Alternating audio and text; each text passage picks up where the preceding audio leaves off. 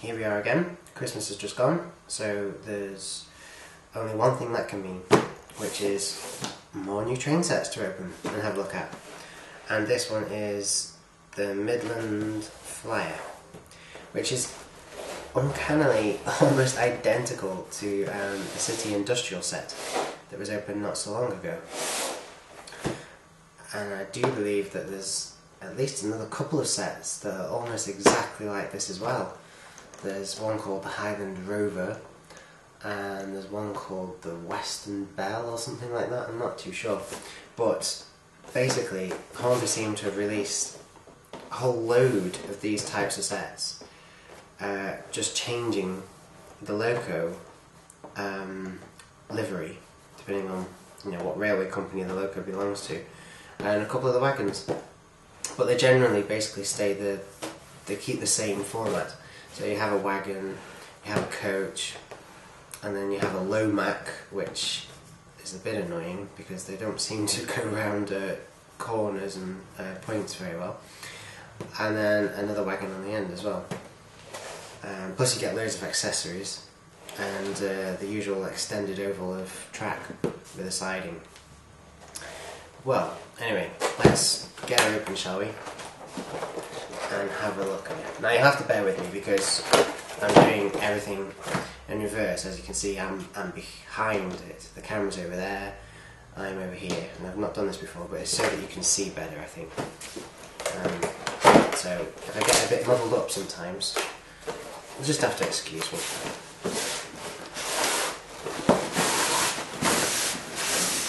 Here we go. Whoa! So let's just put this box over there. This came out of it as well. So this is all the usual stuff into it. Yeah, we've got a track mat there, and then you've got the instructions and how to fit the box to the low Mac. Although personally I'd probably just put it on the shelf and not use it. And then there's the usual guarantee stuff and what to do if it breaks down and everything like that. So let's put that to one side as well, and let's just concentrate on this, shall we? Okay, so track, loads more curves as usual. I've got about 14 billion of those now. So if anybody wants some for free, just get in touch. Then we've got a point, as well as a point corrector. I know they've got a proper name, but everybody calls them point correctors because, well, as you put them onto the end like that, in fact I've got one just here,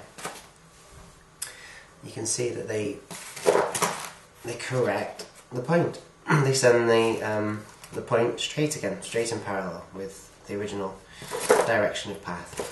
So that's good. And then we've got a couple of long straights. Always welcome. A couple of short straights.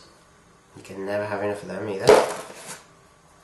And then the fancy power clip section, which, as you can see, is compatible with either DC or DCC controllers, which is nice. So let's put that back. Try and hurry up, won't take too long. So we've got the usual DC controller. I'm sure everybody's familiar with that, I don't need to cover that. And the adapter, great. Moving over here, we've got a little buffer, that's nice. And then we've got the accessory pack, which is exactly the same as the City Industrial Pack. So you've got some pylons here, and communications towers and things like that, and then you've got a water tower, and you've got little distance signs with stickers to put on.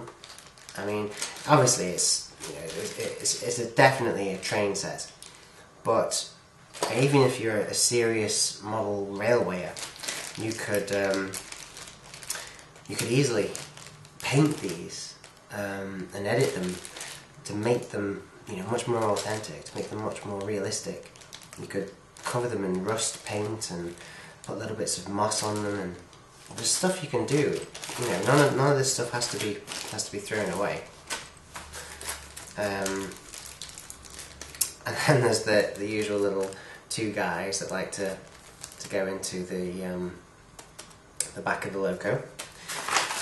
And there are all the feet to keep up all those communications towers and telegraph poles and whatever they are. So let's put all that back. These are the little huts. We've seen these before. I mean, again, you don't have to get rid of these. You can keep these. You know, all it takes is a little bit of effort, a little bit of creativity, and they can be made to be really realistic, really authentic. Just put some moss on them, repaint them, and they'll be great. Not yet though, eh? Right, let's go straight to the Loco. And here she is. Oh, lovely. She's a Class 0F 040 with Midland rail on. And I think she's really, really nice. These don't half hang about. They go really, really quick. But it's just nice to have a Loco from the era before the Big Four. This is when there was a Midland rail, before it was absorbed into the LMS. So that's nice. And then we've got a wagon here. What's this? Modern Transport, Liverpool. Well, yeah, I think the Midland rail did stretch right the way up to Liverpool. They had some services that certainly called there and terminated there and stuff. So that's nice. And then we've got another wagon just here.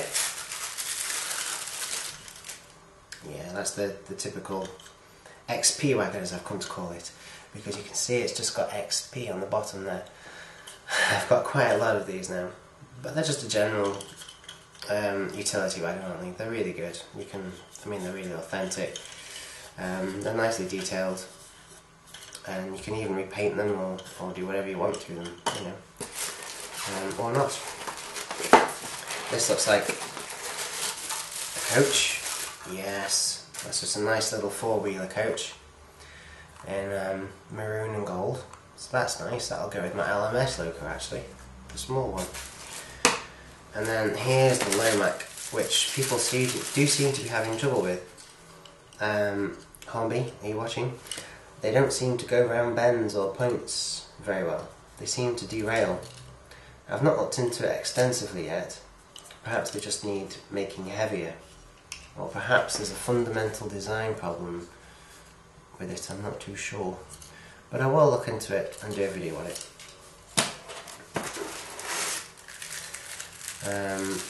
And then that's the cargo, that's the box to go on it. So there we go. All in all, a really nice set.